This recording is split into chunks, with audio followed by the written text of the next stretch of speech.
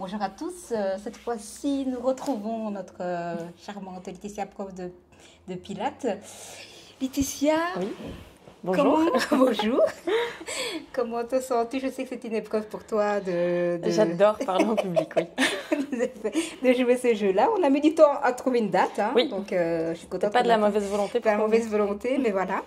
Alors, Laetitia, tu es, comme je disais, prof de Pilates ici depuis un an. On a commencé en janvier. On a commencé en janvier. Et tu es aussi membre adhérente du CrossFit. Oui. Et ça depuis un an. Depuis un an. Oui. Donc, tu étais... J'ai commencé fin août. D'accord. Membre adhérente avant de devenir prof de... Oui, tout à fait. Ok, très bien. Alors, on va commencer par une question par rapport au Pilates. Hein. On va se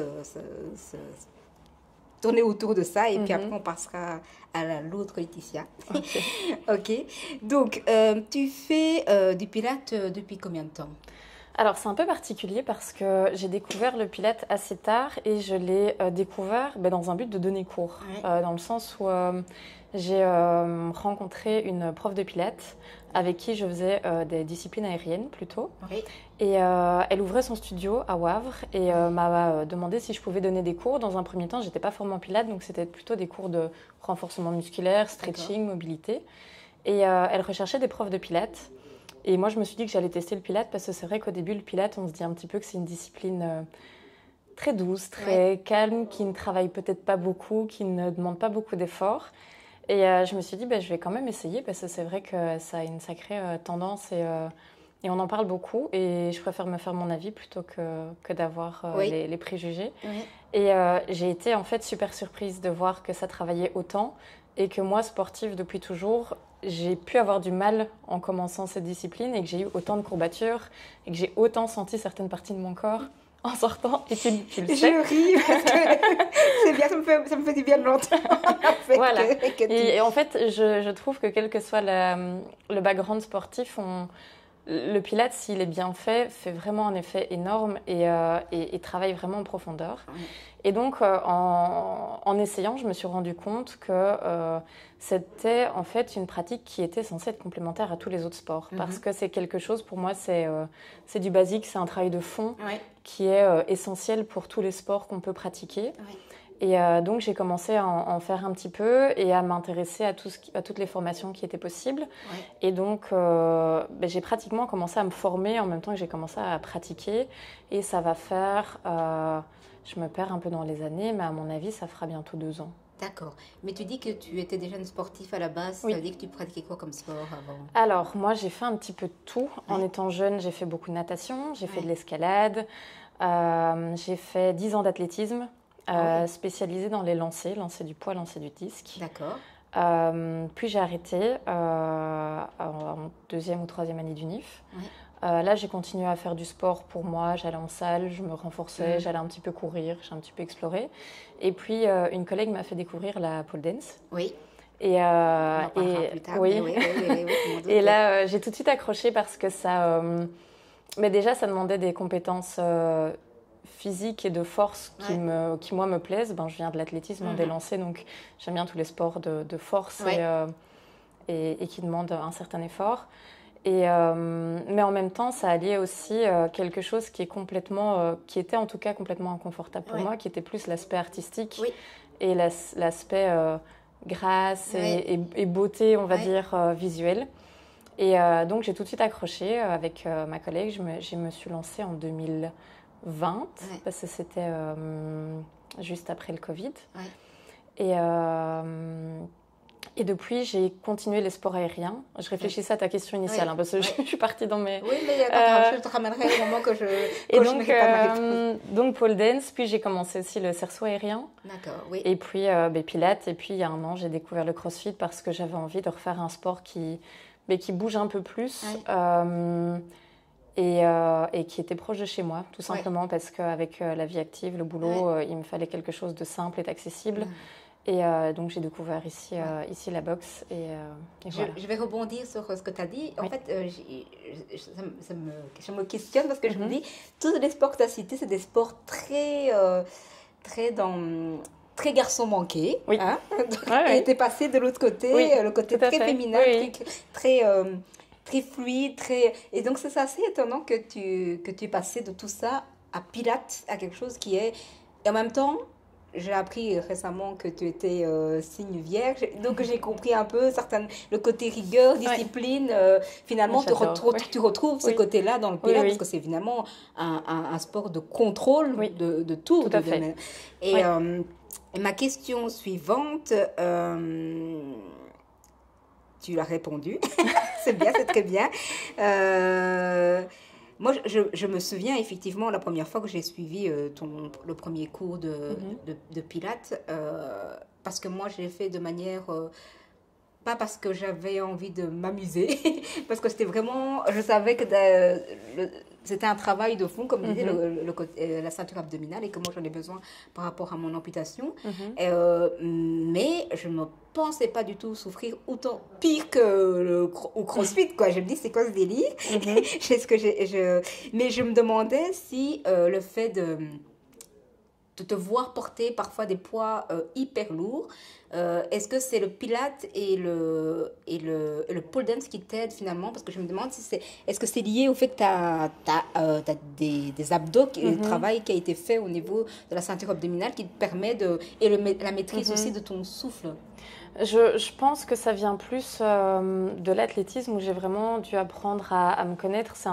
Les lancers, ce sont des sports très techniques où ça demande vraiment une précision, beaucoup de répétitions, beaucoup de contrôle. J'ai dû faire beaucoup de musculation, renforcement. Donc l'aspect force et musculaire, je veux dire, je l'ai plutôt acquis de là. Je pense que ma génétique joue énormément aussi. Je suis quelqu'un qui peut très vite prendre en muscle et donc j'ai cette facilité-là par rapport à d'autres. Pour tout ce qui est centre du corps et engagement, c'est vrai que je suis quelqu'un qui est... j'ai quelque chose d'inné, sans vouloir me jeter des fleurs, de vite sentir ce que je dois sentir dans mon corps et vite comprendre. En fait, j'ai pas besoin d'essayer 1000 fois avant de savoir faire quelque chose. De ton corps. Voilà. Alors, je dis pas que je suis parfaite dans tout. On ne faudra jamais me mettre sur un sport de raquette parce que ça ne va jamais aller. Mais il y a des choses pour lesquelles j'ai certaines... Je peux regarder une vidéo de pole dance de quelqu'un qui fait un mouvement ou qui fait un enchaînement. J'ai pas besoin de l'essayer 5 fois pour comprendre ce qu'il faut faire, quel placement il faut faire et ce que je dois engager dans mon corps. C'est quelque chose qui se fait assez naturellement. Donc je pense que j'ai une certaine connexion qui est facile. Et après, je pense que oui, la pole dance a bien renforcé ma sangle abdominale parce que dans mes autres sports, c'était pas forcément là qu'était tout le focus. Donc ça, je pense que ça vient plus de l'aérien. Et en commençant le Pilates, c'est vraiment là que je me suis dit qu'en fait, si tout le monde faisait du Pilates, tout le monde prendrait conscience que le centre du corps est la base de tout et permettait de relier le haut, le bas du corps et surtout de protéger sa posture et de protéger son engagement pour tous les autres sports. Ben justement, c'était ça ma question suivante. On a beaucoup d'adhérents du côté de CrossFit qui disent qu'ils ne veulent pas prendre de cours de Pilates parce que c'est trop monotone, il faut penser à trop de choses. Et eux, quand ils viennent faire du sport, ils veulent finalement se vider l'esprit. Et ils ne veulent pas de maîtriser ça et être dans le contrôle de plein de choses.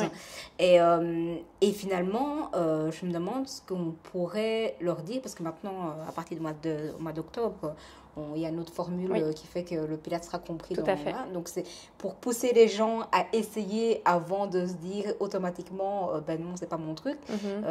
Qu'est-ce que tu leur dirais? Mais je dirais que si on veut se vider l'esprit, moi, je me suis jamais autant vidé l'esprit qu'en faisant du Pilates. Dans le sens où, justement, comme il faut penser à tellement de choses, c'est pas possible de penser à sa vie. À son quotidien en fait. C'est pas possible de penser aux enfants, au boulot, à la maison, à tout ce qu'il faut faire parce qu'on doit penser justement à sa respiration, son placement, l'engagement musculaire. Donc moi, en fait, si je devais dire même la première raison pour laquelle j'aime le Pilates, c'est même pas pour ce que ça donne comme bénéfice physique, mais c'est pour la déconnexion que ça me permet d'avoir parce que je suis quelqu'un de très mental, qui est beaucoup dans l'analyse, dans la réflexion et qui veut anticiper plein de choses et être sur tous les fronts en même temps. Et donc, en fait, avoir une heure où je ne fais que ça me permet de juste me reconnecter à moi et de plus penser à rien. Et je pense que tu l'as aussi, et il y en a pas mal qui me le disent, c'est qu'après une heure, elles pourraient retourner dormir en fait. Tout à fait. Elles se sentent vidées, elles se sentent comme sur une autre planète. Je sais que parfois on repasse du côté CrossFit et les gens disent mais vous avez l'air shooté, qu'est-ce qui s'est passé Et c'est vraiment cet aspect de se vider l'esprit et de ne penser qu'à ça. Après, c'est vrai que c'est pas un sport qui est hyper dans le mouvement et où on va se défouler physiquement. Mais je pense que pour le système nerveux, se défouler physiquement, c'est pas toujours...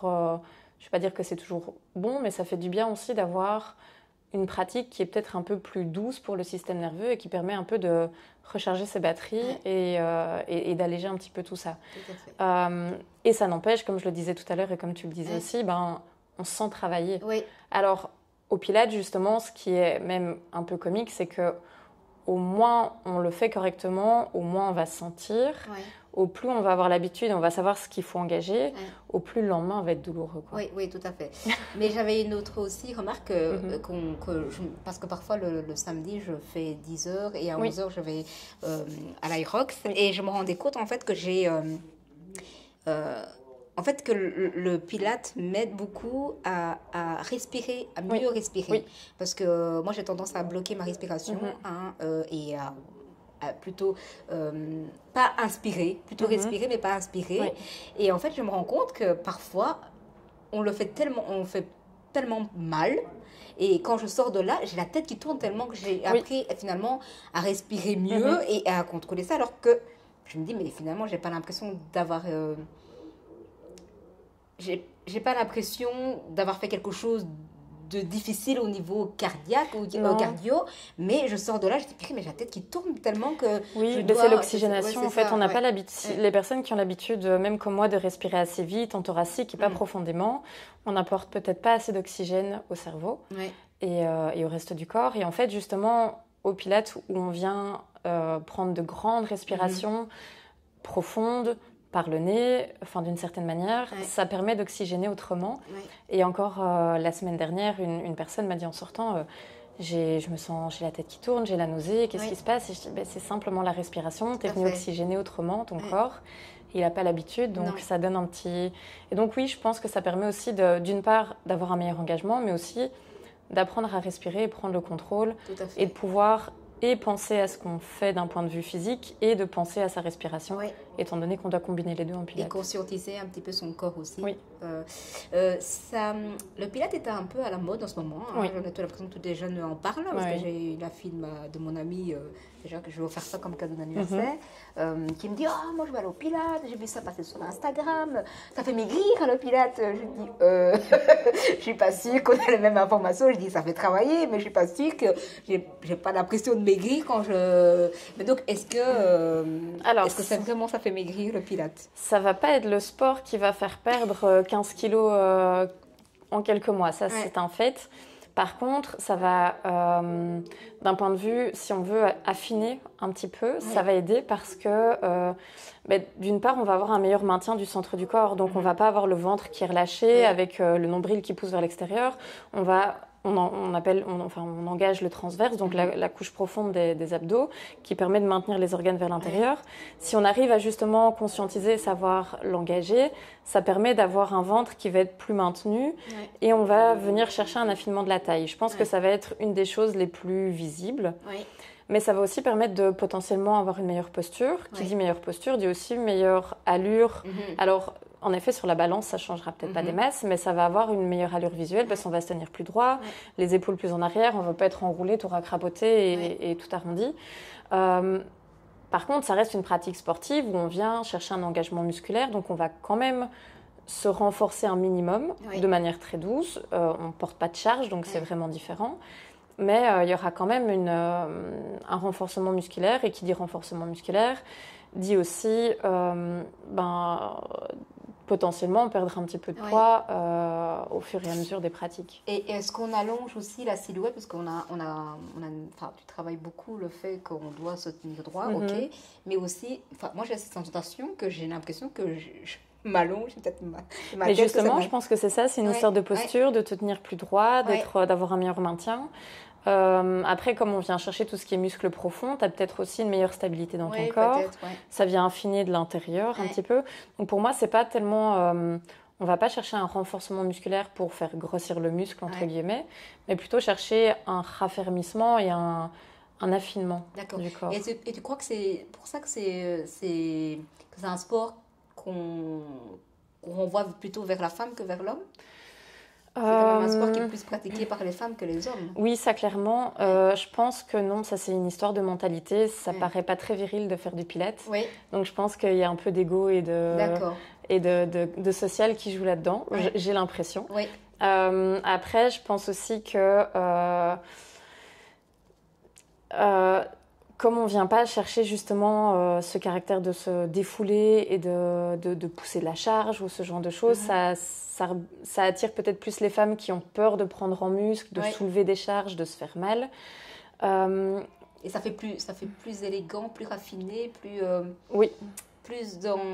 Parce que la gestuelle, c'est quand même aller doucement, mais aussi savoir comment placer la jambe. C'est un peu comme... C'est comme de la danse. Hein. Oui, c'est ce que j'allais dire. Joseph Pilate a travaillé avec des compagnies de ballet aux États-Unis quand il a créé le Pilate. Donc, j'ai vu que de plus en plus maintenant sur les réseaux sociaux, on voit passer des vidéos justement. On met les hommes, les footballeurs, des trucs comme ça, on voit leurs femmes à la salle de sport au CrossFit et on les voit eux au Pilate avec des appareils. Et finalement, ce qui en ressort, c'est toujours qu'ils disent purée, je ne m'attendais pas du tout que ce soit aussi dur. Et ils disent mais purée, pourquoi les femmes se font souffrir à ce point-là? Qu'est-ce que l'idée? Parce qu'évidemment, là, c'est des machines hyper sophistiquées. Est-ce que tu donnes des cours par rapport avec des machines aussi? Oui, à Wavre, donc là où je donne cours, je donne des cours sur Reformer. Oui. Donc ça, c'est le chariot qui est attaché avec des ressorts là, et qui permet de justement coulisser et qui est plus à la mode actuellement parce que justement on vient rajouter une charge externe parce qu'on a les ressorts qui viennent rajouter une résistance. Donc ça permet de travailler peut-être un petit peu plus au niveau des jambes, au niveau des bras, que sur le Pilate tapis. Je trouve qu'on va plutôt vraiment travailler le centre du corps. On va aussi travailler les fesses, les cuisses. Tu le sais, il y a certains mouvements qui sont vraiment demandeurs là-dedans. Par contre, on va un peu moins travailler les bras. On va peut-être un peu moins travailler le dos. Tandis que sur le Reformer, tu peux venir chercher, tu as des sangles, tu as vraiment ce système de poulies qui permet d'aller explorer encore plein d'autres choses. Oui. C'est pas pour ça, c'est pas pour autant qu'on ne transpire pas. Hein. Attends, non, ça je dis pas. Il y a des jours, tu sors de là, tu te dis waouh, il quand même travailler dur. Alors, on va passer à la pole dance. Le pole dance, c'est connu pour les... C'était pas connu comme un sport avant, finalement. C'était connu pour les clubs de striptease. Oui. Hein. À quel moment ça a été un mouvement qui a été changé, qui est devenu un sport de haut niveau maintenant, parce qu'il y a des compétitions Oui, il y a des compétitions comme pour la gymnastique artistique. Oui. Alors, je t'avoue que ça, je ne suis pas bonne élève. Je ne connais pas trop l'historique parce que ce n'est pas quelque chose qui m'a intéressée sur le fond. Oui. Mais à mon avis, c'est à partir du moment où certaines personnes ont vu ça plus comme un agrès de gym et où on pouvait faire des choses plus sportives et gymniques plutôt que des choses sensuelles ou exotiques sur la pole. Ok. Maintenant, te dire quand, ça, je n'ai pas la réponse. Ce que je trouve assez étonnant, quand j'ai regardé tes photos sur Instagram, j'étais assez épatée de... En fait, c'est comme si je découvrais une nouvelle toi, en fait, dans ces photos-là. Parce que je me dis, c'est quand même... comme si je voyais une danseuse de Paris qui fait une prestation, tellement que tes mouvements étaient dans le contrôle, mais aussi la posture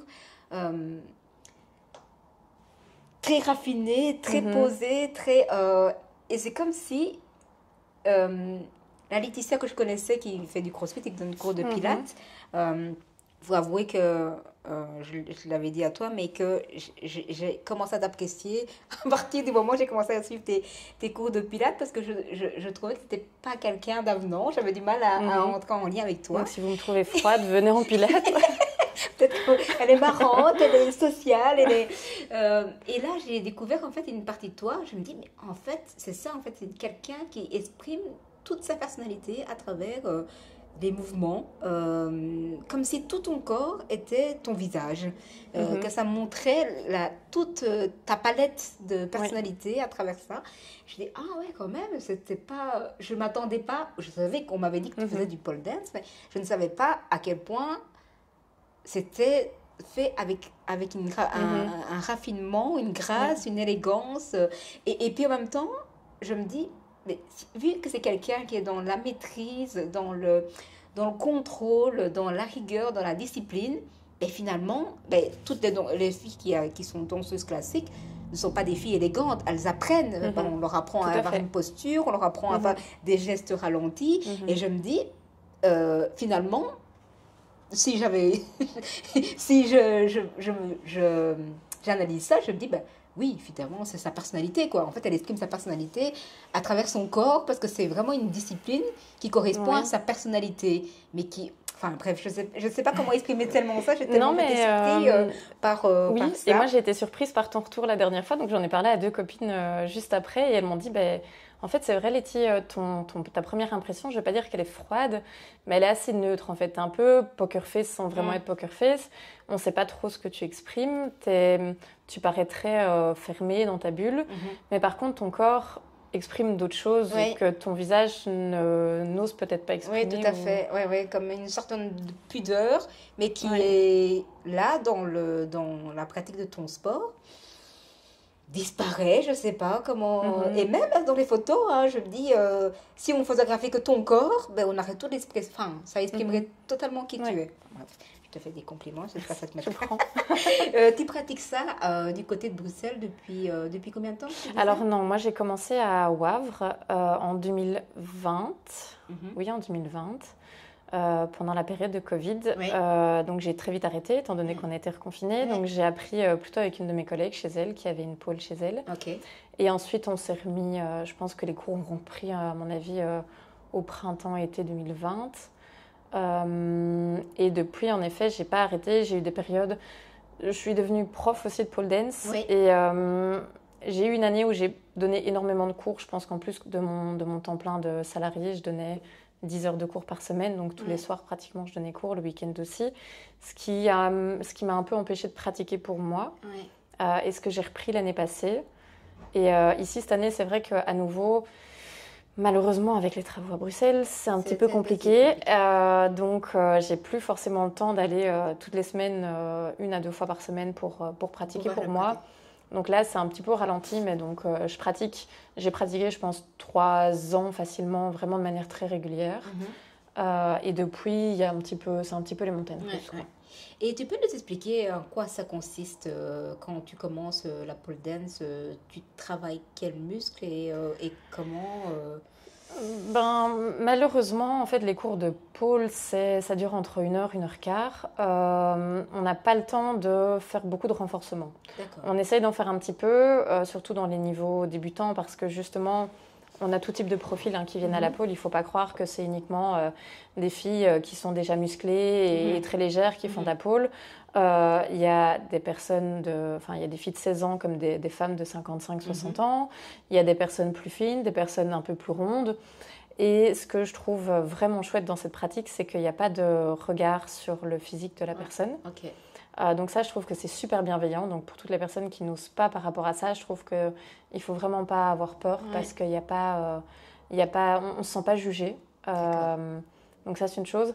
Et ce qu'on va travailler, pour moi, ce qui va, dans un premier temps, être le plus limitant, surtout chez les femmes, ça va être la force dans les bras. Parce qu'en fait, il faut beaucoup se tracter. Donc il y a le grip, la force dans les mains et les avant-bras. Et il va y avoir tout le travail au niveau épaules et dos. On peut vite avoir des blessures en pole dance au niveau des épaules parce qu'on va beaucoup se retrouver en suspension. On a les bras au-dessus de la tête. On porte malheureusement son poids du corps directement. C'est pas comme ici en crossfit où on peut adapter la charge ou ce genre de choses. C'est que en pole, on est face à la pole, donc on doit se tracter directement. Et ça, c'est vrai qu'on n'a pas l'habitude de porter tout son poids à bout de bras. C'est sûr. Donc ça va être, je pense, un des aspects limitants. Ce qui est aussi fort demandeur, tu le disais tantôt, c'est toute la sangle abdominale parce que on doit lever les jambes, on doit éventuellement passer avec la tête en bas et les jambes au-dessus de sa tête. Donc ça demande quand même un certain contrôle de toute la sangle abdominale et le centre du corps. Est-ce qu'il y a beaucoup de blessures? Parce que c'est quand même dur au début, quand même. Tu dois te faire mal aux bras, aux mains, aux jambes. De blessures, brûlures. Oui, c'est ça, Ça va dépendre de la sensibilité de chacun. Moi, je sais qu'après mon 2e cours, je me suis réveillée en pleine nuit et je ne savais plus poser mon pied à terre. Parce qu'en fait, j'avais trop mis l'avant de mon pied sur la pôle à répétition. Et c'est venu faire un bleu qui, à mon avis, a fait une ecchymose à l'intérieur du pied. Et en fait, c'était plus possible de poser le pied tellement ça me faisait mal. Maintenant, voilà, ça m'arrive une fois. Depuis, j'ai plus de soucis par rapport à ça. Il y a des personnes qui sont très sensibles au bleu et qui vont très vite marquer au niveau de la peau, qui vont avoir des rougeurs, des petites brûlures. Mais c'est une histoire d'habitude, en fait. C'est comme se suspendre à un rack au CrossFit. Au départ, ça fait des cloques, on s'arrache un petit peu la peau n'est pas assez dure pour le faire. Au fur et à mesure, à la pôle, c'est pareil. Les mouvements basiques, on aura plus mal. Il y a des mouvements basiques où on vient mettre le tibia sur la pôle, où on vient prendre la pôle entre les cuisses. C'est quelque chose, il ne faut pas demander à une personne qui a son premier cours de tenir pendant 10 minutes assise sur la pôle. Normalement, après quelques mois, c'est une douleur qui n'est plus existante. Mais ça dépend de chacun. Moi, je sais que je suis devenue beaucoup moins sensible. Il y en a qui restent sensibles beaucoup plus longtemps. Donc, des blessures en tant que telles, non. Tu auras des petites brûlures, potentiellement. Tu auras des bleus, mais... Ok. Et quel est dans quel cadre les gens se disent « je suis des cours de pole dance » Est-ce que c'est juste pour la Saint-Valentin, par exemple, des trucs comme ça? Ou le profil, c'est dire « moi, je vais pratiquer un sport qui me plaît bien » ou c'est juste quelque chose de nouveau qu'on a envie d'essayer? Je pense qu'il y a eu l'aspect nouveauté, pas mal, parce que je trouve que ça a vraiment explosé il y a 2, 3, 4 ans. Il y a l'aspect nouveauté, il y a l'aspect aussi ouverture d'esprit, je pense, qui a beaucoup bougé. Il y a eu pas mal de mouvements d'acceptation de soi, de son corps. Et ça a permis aux gens d'oser essayer ce genre de pratique qui peut encore être assez stigmatisé et stéréotypé. Donc je pense qu'il y a ça qui a pas mal joué.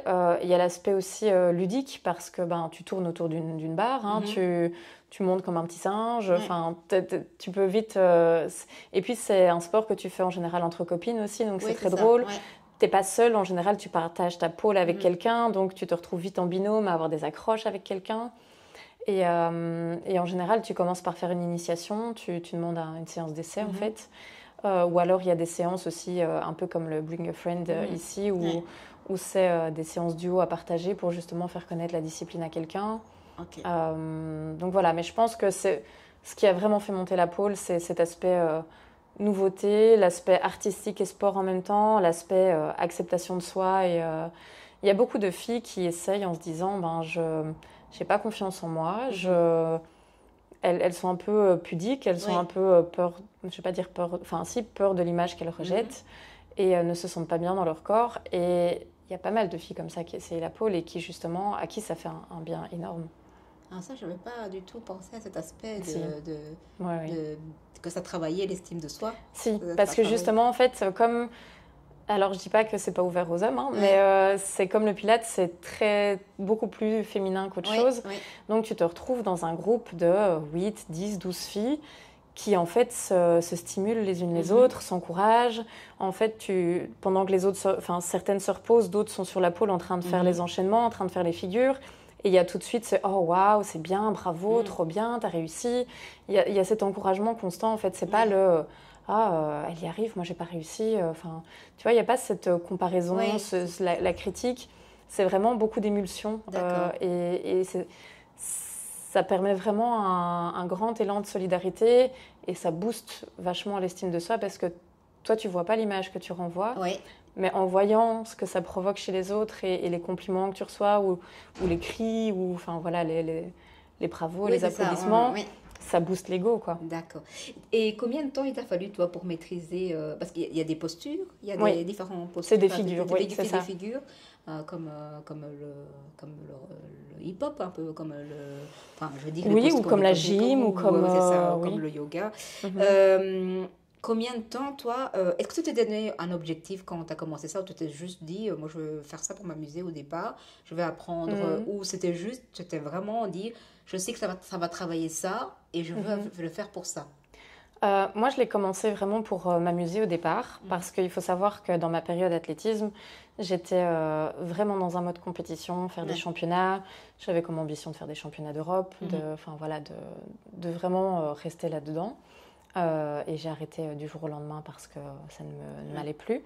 Et suite à ça, je me suis dit, je ne me remettrai plus dans un mode compétition pour un sport parce que, quand je suis dans un mode compétition, plus rien d'autre ne compte et j'avais plus envie de passer ma vie à ça. Et donc, je me suis vraiment dit, je vais faire un sport avec des copines et vraiment m'amuser.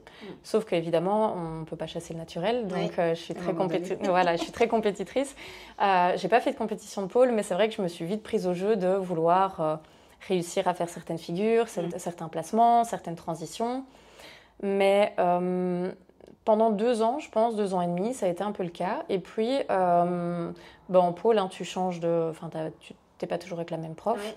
Et je suis passée avec une prof qui a un physique qui est complètement opposé au mien, qui est petite, toute mince, musclée, qui vient de la gym, et qui avait une légèreté sur la pole qui m'a impressionnée. Et en fait, je suis sortie des 2-3 premiers cours en pleurant parce que j'étais frustrée de ne pas savoir faire comme elle. J'avais la force qui me permettait de rentrer dans les figures, mais je n'étais pas élégante, je ne savais pas rester longtemps sur la pole parce que je n'avais pas assez de grippe, je ne savais pas enchaîner pendant 1 minute des mouvements sur la pole.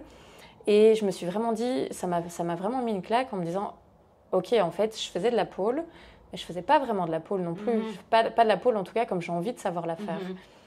Et donc là, ça m'a permis, en fait, de travailler beaucoup plus cet aspect artistique et enchaînement de mouvements plutôt que l'aspect sportif, carré, figure, me mettre dans des figures. Je m'en fous de comment je rentre dedans, je m'en fous comment je sors de cette figure.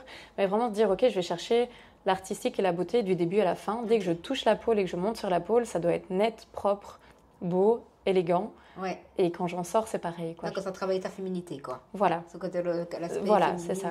Et donc là, ça a vraiment changé ma vision. Et je me suis dit, ok, je veux me lancer là-dedans. Puis je suis partie à Bruxelles, justement. Et là, j'ai aussi rencontré la gérante du studio qui est hyper forte dans l'artistique, qui est très pointilleuse, qui vient de la danse, qui pointe tes pieds ne sont pas pointés, tends tes jambes à fond, tes jambes ne sont pas tendues à fond.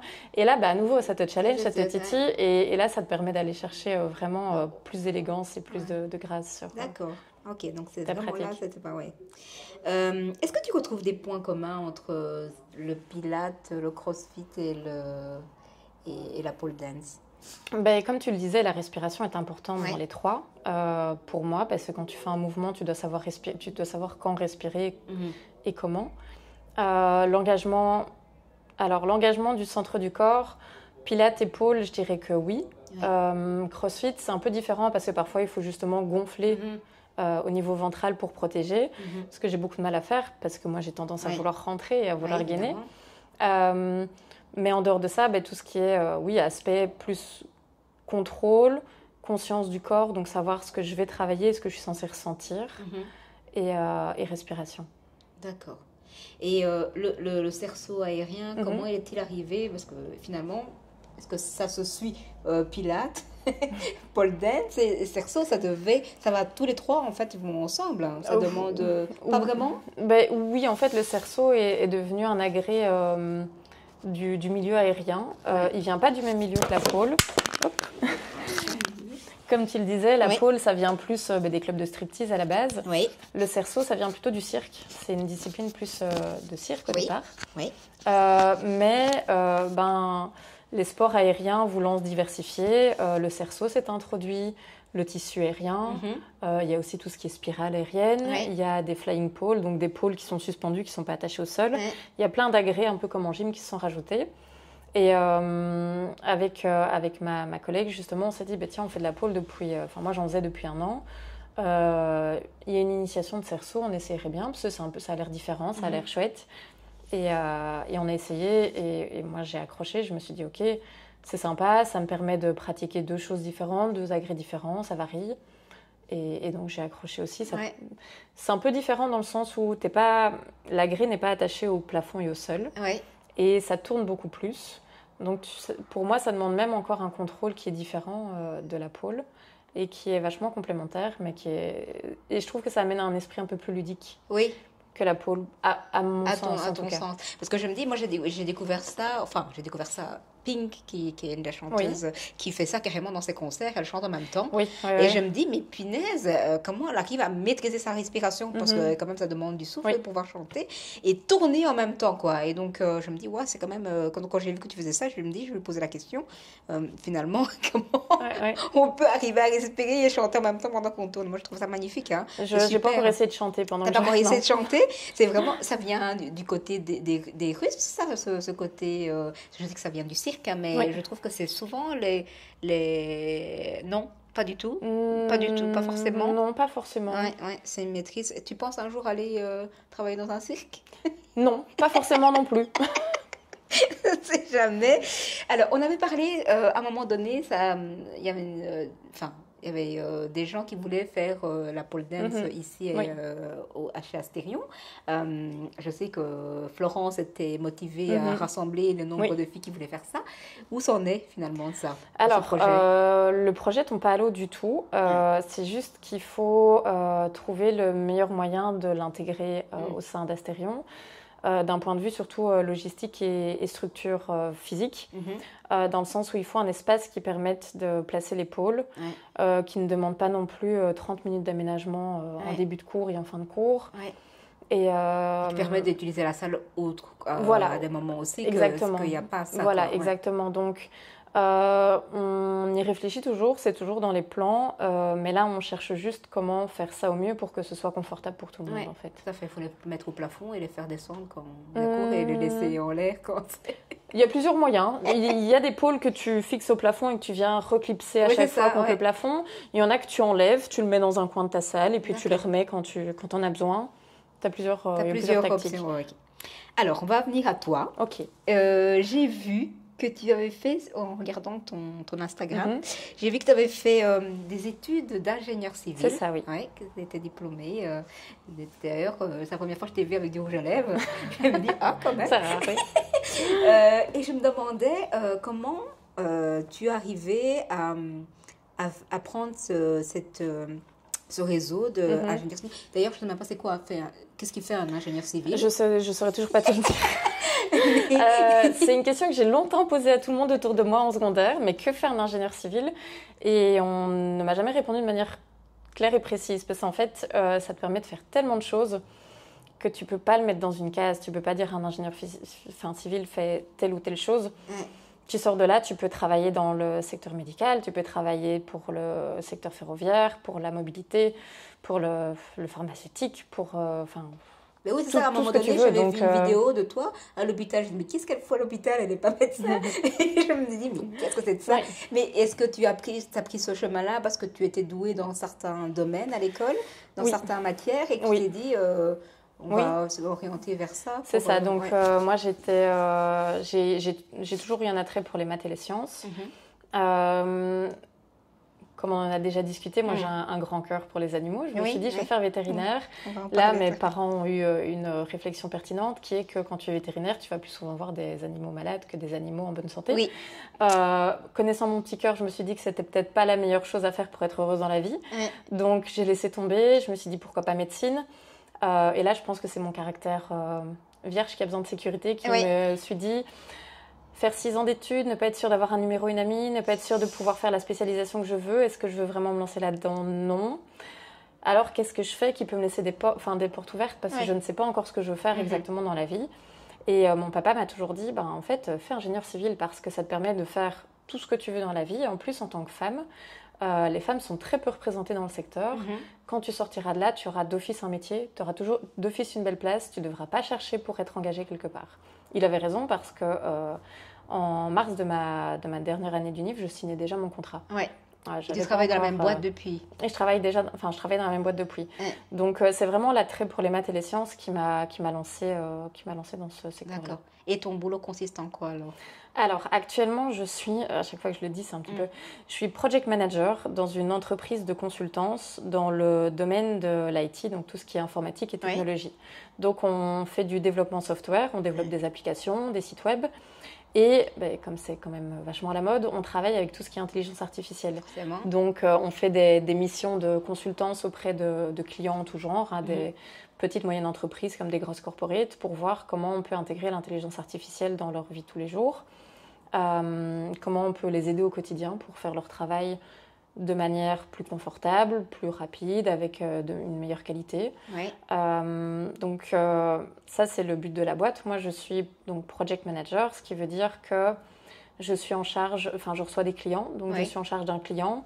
Je dois définir le scope du projet avec eux, le budget, la timeline, donc le temps imparti et le planning pour réaliser le projet. J'ai une équipe en interne, plus ou moins grande, ça dépend un petit peu les projets. Et le but, c'est de vraiment faire en sorte que le projet se déroule correctement. Donc, je suis en relation client tous les jours, relation avec mes équipes tous les jours.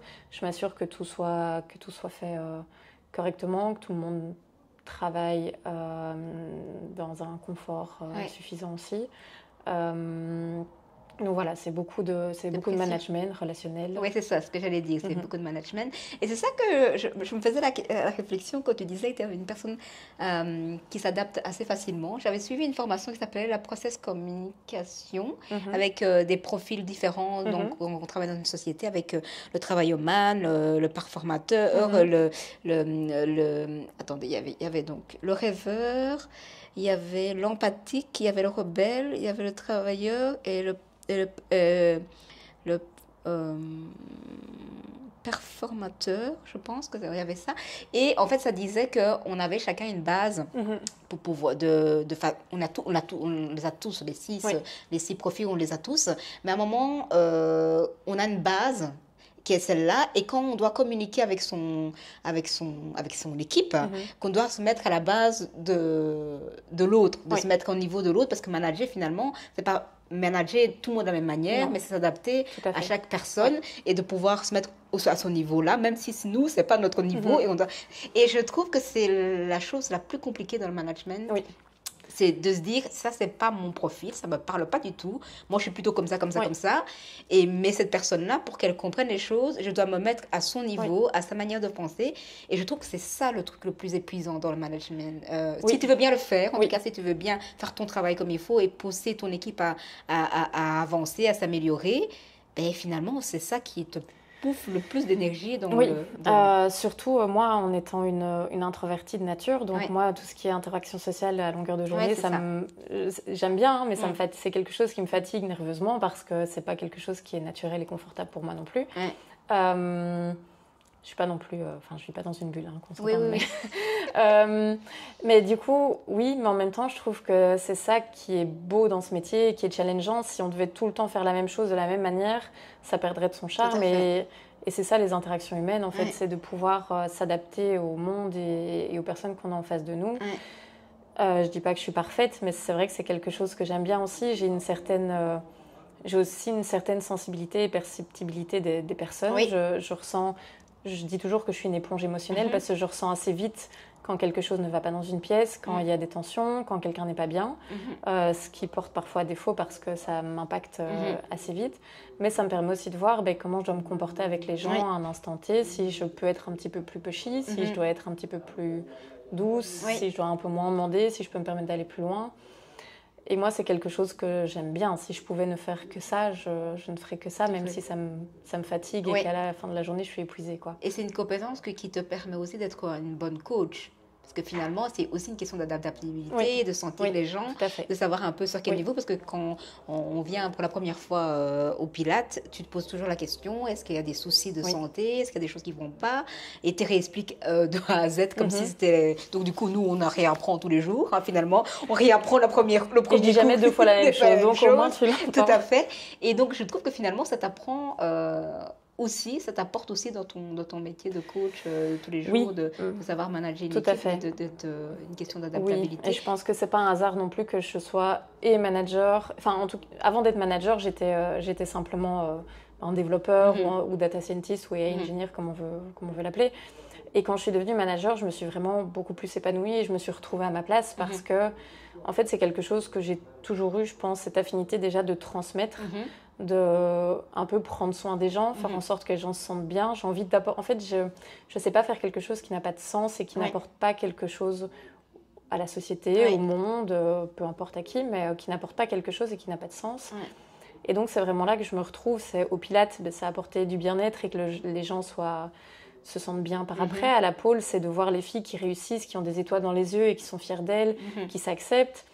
Et dans mon métier, c'est de voir que les gens prennent confiance en eux, arrivent à atteindre les objectifs qu'on se fixe et se sentent bien dans leur travail quotidien. Ouais. Tu dirais que tu as des capacités d'intelligence émocionnelle faciles?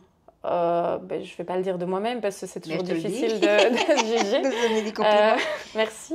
Mais oui, je pense parce que c'est vrai que j'ai une sensibilité au monde qui est plus marquée que peut-être certaines personnes. Oui. D'où peut-être cette vision qu'on a de toi, de froideur. Je crois que c'est une certaine analyse du monde, enfin de la... Comment expliquer ça? De l'espace dans lequel tu es. C'est une analyse de protection. Et donc, comme tu n'es plus dans l'émotionnel, tu es dans l'analyse des trucs. Et donc, du coup, ça transparaît sur ton visage. Donc, écoute. On avait parlé au fait que tu adorais manger. Tu adores manger, tu es une Italienne, tu as des origines italiennes. Je voulais savoir un petit peu si tu étais douée en cuisine. Oui, j'adore cuisiner. C'est vrai? Dire que je suis douée... Oui, mais enfin, si on aime bien, on prend plaisir à le faire. Et donc on m'a toujours dit que, en tout cas, quand j'invite des gens, on m'a toujours dit que c'était très bon. Et je n'ai jamais vu des personnes laisser tout dans leur assiette parce qu'ils ne mangeaient pas. D'accord. Donc, je pense que oui, je ne suis pas mauvaise. Et j'aime beaucoup ça. Moi, ça me détend. Ça me permet vraiment de souffler. Je me concentre sur autre chose. Et j'aime ça. Je ne prends pas assez le temps de le faire parce que j'ai une vie active, un peu trop active. Oui, un peu trop. Mais j'adore cuisiner et je pense que je cuisine bien, oui. Et tu as un plat... fétiche que moi je fais? Oui. Non, j'aime bien varier. J'aime bien tester plein de choses.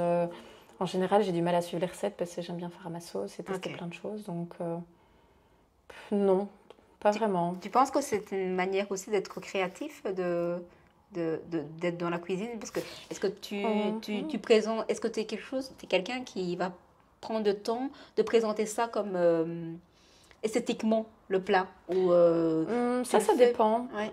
Ça dépend parce que je trouve que par exemple une lasagne, ça va être compliqué de présenter ça de manière très esthétique parce que ça a débordé dans ton plat, dans ton four, tu vois. Mais si ça peut l'être, oui, mais c'est pas là où je vais mettre le plus d'efforts. Moi, je vais plus mettre de l'effort sur la convivialité et le ressenti, le plaisir qu'on va prendre en mangeant, quoi. D'accord. Mais j'ai eu une période où, quand moi, je faisais très attention à ce que je mangeais, mes assiettes devaient être belles parce que justement, tout ce que je mangeais devait m'apporter du plaisir. Oui.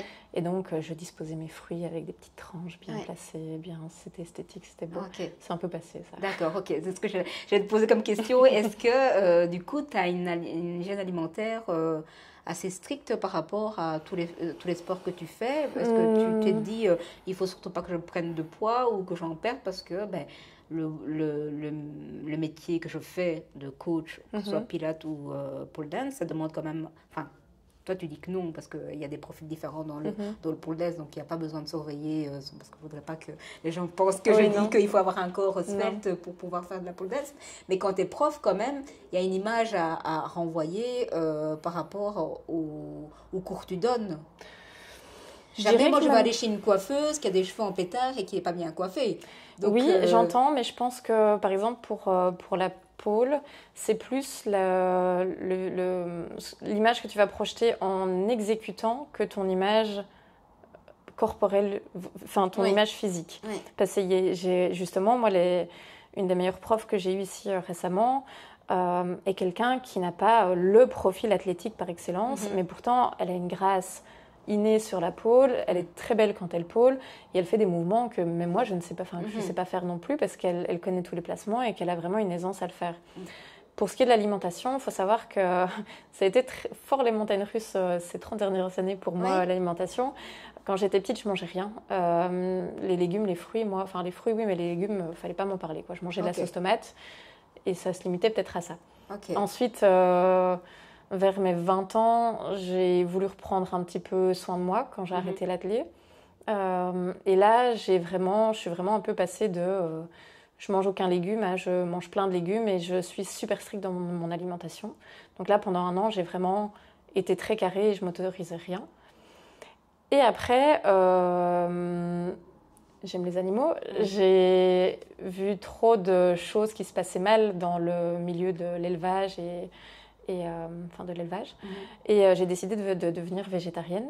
Donc là, je me suis retrouvée en fait une fille qui mange de la viande et des féculents sans légumes à quelqu'un qui mange des légumes et des féculents sans viande. D'accord, ok. Presque du jour au lendemain. Ouais.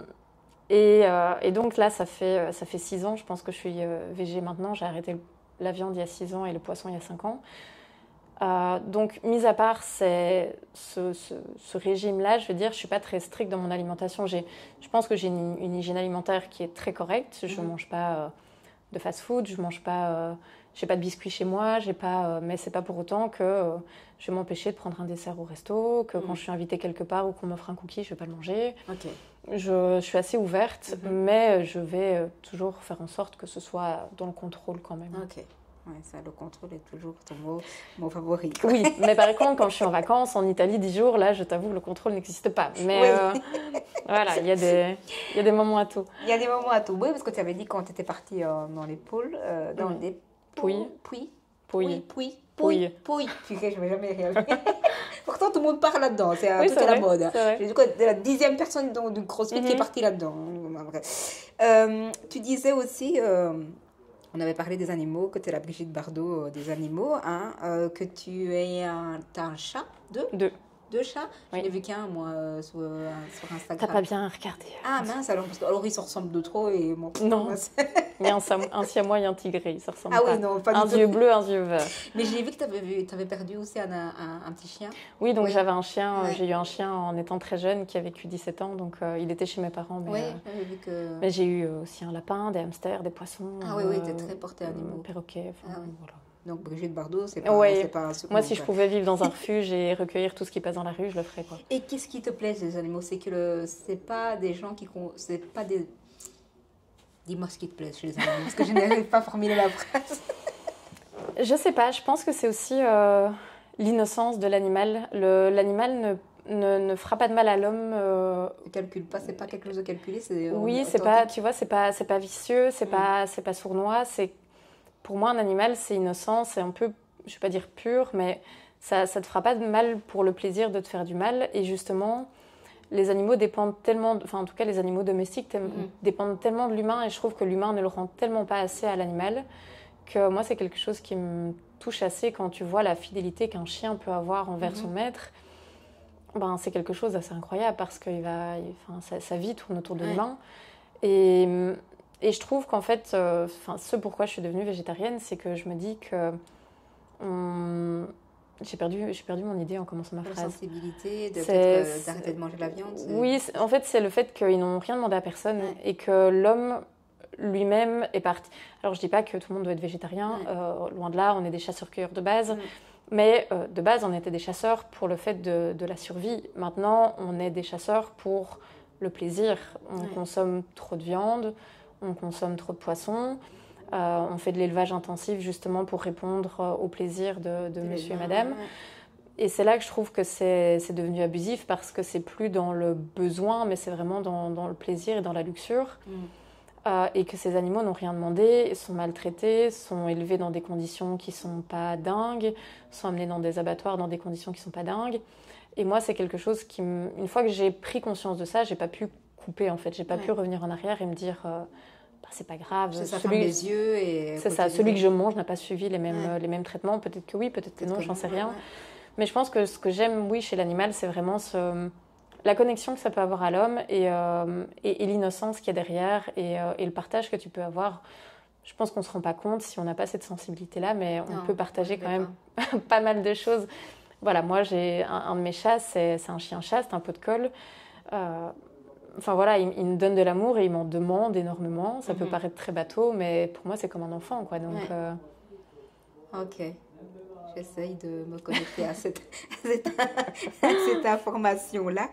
Ben, je ne sais plus maintenant où je suis, tu m'as tellement perturbée. Oui, je voulais savoir un petit peu ta manière de te ressourcer en tant que Laetitia. En dehors, parce que finalement, au boulot, tu es dans le donné, dans les cours, tu es dans le donné. Comment, toi, tu t'offres des moments de rééquilibrage émotionnel, mental. Mais c'est une question à laquelle j'essaie de répondre, je t'avoue, parce que, comme tu le dis, en fait, je suis beaucoup dans le donner. Je pense que j'ai toute ma vie été plus dans le donner que dans le recevoir. J'ai d'ailleurs du mal à recevoir, que ce soit de l'attention, des compliments. C'est quelque chose qui me brusque et qui me bouscule toujours un petit peu. Et je me suis rendu compte il y a quelques mois qu'en fait, si tu me disais, Letty, t'as ton week-end de libre, on te demande rien, tu n'es pas obligé de voir des gens, tu fais vraiment ce que tu veux, que fais-tu? Mais je ne sais pas répondre à cette question-là. Je vis beaucoup par habitude, je vis beaucoup par ok, pour être en bonne santé, je dois faire du sport, donc il faut que je place une séance de sport, il faut que je prépare ma semaine, il faut que. Mais c'est difficile pour moi de me dire, ok, si j'avais un week-end, qu'est-ce que je fais? Et si tu faisais rien, ce serait quoi le drame? Ce serait la culpabilité de rien faire, alors que j'aurais enfin du temps pour faire tout ce que je n'ai jamais le temps de faire. Okay. Wow. Tu vois, c'est un peu... Donc, je te donne un numéro d'un psy. Je suis en travail, ne s'en fait pas. Mais donc, voilà, il y a quelques mois, j'ai pris conscience de beaucoup de choses, que justement, je me fatiguais à peut-être un peu trop donner, même si les gens me trouvent fermée et froide à première vue, mais c'est pas le cas. Mais c'est une surprise, tant mieux. Hein, ça veut dire que tu surprends les gens quand on apprend à te connaître. Mais donc voilà, c'est un peu, je pense que ce qui me ressource, c'est de... Je peux quand même... Je pense donner des pistes, c'est aller promener en nature, ça me fait beaucoup de bien parce que ça permet de déconnecter. Ce que j'ai jamais le temps de faire, c'est lire un bon livre en me posant quelque part dans un endroit agréable et voir des gens que j'ai vraiment envie de voir et pas des gens que je dois voir parce que ça fait longtemps que j'ai pas vu ou que, enfin voilà, partager des moments simples et qui permettent aussi de moi me ressourcer et de moi recevoir et pas juste donner. Oui, juste donner. Est-ce que tu es quelqu'un de très famille? Oui. Oui. Parce que tu as une famille italienne. Oui, c'est ce que j'allais dire. Maintenant, enfin voilà, c'est un sujet un petit peu délicat, un peu tendu. Okay, oui, je suis famille, mais ok. Voilà. On va passer à autre chose. Est-ce que tu prends combien de fois semaine tu t'entraînes pour toi-même? Donc je viens 2 à 3 fois ici au CrossFit. J'allais au moins une fois en pôle par semaine, donc ça faisait 4. Maintenant, comme je te dis, la pôle, c'est un peu variable. Ici, en septembre, j'ai pris la bonne résolution justement de refaire au moins 1 heure de pilates par semaine pour moi. Parce qu'en fait, à force de donner cours, tu prends plus de temps à donner les cours et tu as un peu la flemme de toi t'entraîner. Ou juste pas le temps. Donc, je dirais que je suis à 4-5 heures D'accord, de quand sport. même pas mal, hein? Oui. Oui, oui, mais dans ma période la plus haute, j'étais quand même à facilement 10 heures. Donc, oui, mais enfin, c'était pas non plus la meilleure chose à faire. Peut-être pas. Généralement, quand tu viens t'entraîner, c'est quoi ton but en premier? C'est de te vider l'esprit? C'est de te dépasser? Qu'est-ce que tu... Alors moi, je viens beaucoup par discipline et habitude. Okay. Mais je dirais que oui, dans un premier temps, c'est bouger. Parce que comme je l'ai dit, hein, je suis salariée, je suis assise toute la journée. Et ça me frustre, donc j'ai besoin de bouger. Donc c'est bouger en fait. Et c'est pour ça que le CrossFit, c'est bien aussi. C'est parce que tu bouges, mais de 1001 façons différentes. Quand tu arrives, tu ne sais pas à quoi t'attendre. Tu ne sais pas ce que tu vas faire. Et ça, c'est bien aussi parce que je suis quelqu'un qui peut vite me dire « Ah, j'ai pas envie de faire ça, je vais pas le faire. » Enfin, quand je te dis que j'étais vraiment en mode compétition à l'athlète, je me forçais à faire plein de choses et j'étais vraiment rigoureuse. Et après, quand j'ai voulu me lâcher la grappe, là, je suis tombée un petit peu dans l'autre penchant en me disant à vite devenir un petit peu, pas flemmarde, mais à me dire, ok, quand j'ai pas envie de le faire, je fais pas. Donc pour ça, c'est bien parce que le CrossFit, ça me force un petit peu à faire des choses que j'ai pas envie de faire. Ce qui est drôle, hein, c'est que quand même, tu es quelqu'un qui travaille dans le corps, dans le ressenti du corps, et que quand il s'agit de toi, tu es dans ton mental. Oui. Ça, c'est dingue, ça, c'est d'être...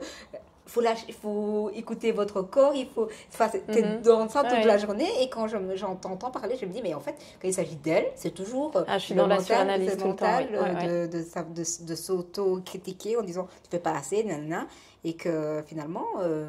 Ah oui, je suis très douce et très empathique avec tout le monde, mais pas avec moi, non. Pas avec toi-même, tu es exigeante avec toi-même,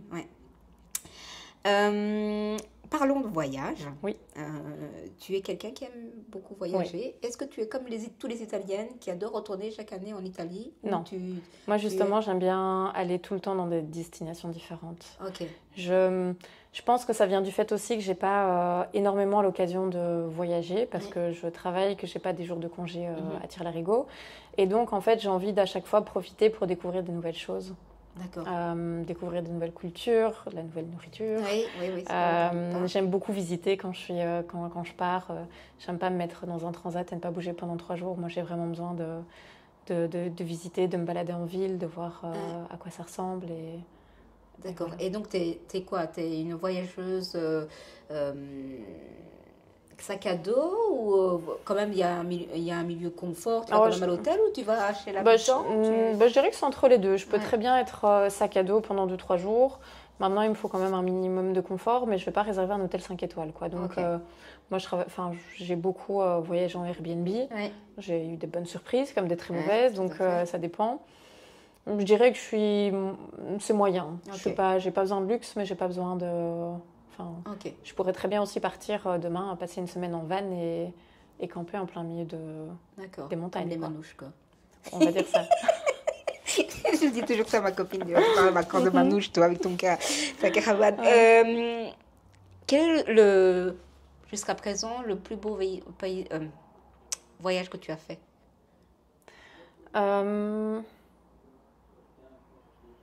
Bonne question. J'adore l'Italie pour l'esprit, pour ce que ça dégage en tant que tel, parce que les gens sont chaleureux, on y mange bien, c'est bien vivre, les gens ne sont pas trop stressés, c'est très, c'est très posé. Et mine de rien, c'est un pays que j'aime beaucoup, peut-être de par mes origines, mais c'est un pays que j'aime beaucoup. Il faut savoir que je n'ai jamais fait non plus de voyage très très loin, je suis restée en Europe. Parce que pas l'occasion de partir plus loin avec les études, le sport, les engagements. Maintenant, moi, ce que j'ai beaucoup aimé, justement, c'est des vacances dans le Jura, en France, au pied des montagnes, parce que, justement, c'était la connexion, c'était partir faire de la randonnée. Ouais. Et ne pas se poser de questions, justement, se dire, OK, on va faire une rando, mais on ne sait pas quand est-ce qu'on va s'arrêter, quand est-ce qu'on va manger, on prend de quoi manger avec au cas où, on se pose. Et... une des plus belles images que j'ai des dernières vacances que j'ai faites, c'est simplement de s'arrêter en voiture, en camionnette, au bord d'un lac, de se mettre à l'arrière de la camionnette pour manger et de voir la pluie tomber sur un lac, mais un lac qui était entouré de sapins et d'arbres. Tu te serais un peu cru au Canada comme ça. Ah ouais. Et l'odeur, les odeurs. Donc l'odeur du pain, l'odeur de la pluie. Et voir en fait qu'il n'y avait personne autour de ce lac étant donné qu'il pleuvait et de te sentir juste seul au monde à profiter du bruit de la pluie, de la vue et d'être au calme en fait, d'être déconnecté de tout, de ne pas avoir de réseau et de juste profiter. Oui, le bonheur il ne tient à rien, hein, voilà. Parfois des petits trucs comme ça. On arrive tout doucement à la fin de l'interview. Je sais que ce n'était pas quelque chose que tu étais prête, mais je trouve que tu t'es bien prêtée au jeu, hein, franchement. Je pose des questions rapides et tu réponds ce qui te vient à l'esprit. Okay. Ton mouvement préféré? Pardon? Ton mouvement préféré au CrossFit? Ah! Ou même ton mouvement préféré dans la pole, dans le pilates? Je ne saurais pas te répondre rapidement, hein, je t'avoue. Je n'ai pas vraiment de mouvement préféré. Ça, c'est parce que tu es encore dans ton mental. Ouais. Tu te laisses pas guider. Non. Tu réponds pas. Non, on va passer à la question suivante. Celui que tu redoutes le plus? Ici, c'est les box jump. Oui. J'ai peur de me casser la figure tout le temps. D'accord. Je fais pas confiance à mon corps. Ouais. Plutôt cardio ou haltéro? Haltéro. Ton WOD cauchemar? Mon quoi? Ton WOD cauchemar. Tu as déjà fait un WOD? Ouais. Oui, un qui était vraiment pas mal que j'ai fait en duo avec Kéliane, c'était les burpees jump broad suivis de l'éco-bike. Oui, je me rappelle. Il était pas mal. Oui, voilà, c'était ça. Je crois que celui-là, il était vraiment pas mal. Oui. Le WOD que tu pourrais refaire juste pour le fun? Je t'avoue qu'en fait, je retiens pas les WOD. D'accord. Compétition ou entraînement entre potes? Toi, c'est pas ce que... Ça dépend le mood dans lequel j'ai envie de me mettre, quoi. Au départ, ça va partir sur entraînement entre potes, mais je peux très vite me mettre dans le mood compétition. Parce qu'on a déjà fait plusieurs compétitions ici. Je t'ai jamais vu, donc je me demandais si c'était ton truc ou mais, pas. Parce que c'est souvent des compétitions en équipe et que moi, je n'ai jamais fait que des sports individuels. D'accord, ok. Non, tu peux faire avec moi, tu perdras. Tu t'entraînes combien de fois par semaine? Ça, tu l'as dit, 4 à 5 fois. Oui. Un rituel avant un WOD? Aucun. Une chanson qui te booste pendant un entraînement? T'es trop dans le mental, il faut lâcher. Je sais pas, j'ai pas. La femme de cette interview est vraiment... Ça me représente, quoi. Quelqu'un qui t'inspire dans la boxe? Je sais pas. Je connais personne. Je suis froide, fermée, je connais personne. Personne ne m'inspire. Oh, punaise! Ta plus grande fierté depuis que tu as commencé? Je suis quelqu'un qui est très difficile avec moi-même, donc je suis pas souvent fière de moi. Oula. Ouais. Oh là là. Anne-So, elle est dépitée. Je se dis qu'elle aimerait pas être dans ma tête. Non, c'est sûr que non. Un objectif CrossFit que tu veux encore atteindre? J'aimerais bien pouvoir juste maîtriser tous les mouvements pour ne pas me sentir... Mais quand je dis maîtriser, c'est pas pouvoir en faire 50 de chaque, mais juste pouvoir faire au moins une fois chaque mouvement pour ne pas me sentir à un moment limité quand je vois un WOD écrit au tableau. D'accord. Mais tu comprends déjà, c'est déjà pas mal. Ce qui est marqué. Oui, mais je ne sais pas tout faire. Si tu pouvais améliorer un seul mouvement, mais tous. Voilà, tu viens de le répondre. Hein. C'est que le CrossFit a changé en toi en un mot. Ou en 2, ou 3. On va dire peut-être résilience. Bien. Je ne suis pas sûre que tu es vraiment vrai, mais on va dire... C'est l'impression que j'ai. Oui, c'est ça. Team WOD ou solo? Solo. Préfères-tu faire sans burpees ou sans thruster? Sans thruster. Ça ne me donne pas de toi. Tu préfères un coach strict ou un coach blagueur? Strict. Ouais. Ce que tu ressens quand tu passes la porte de la boxe?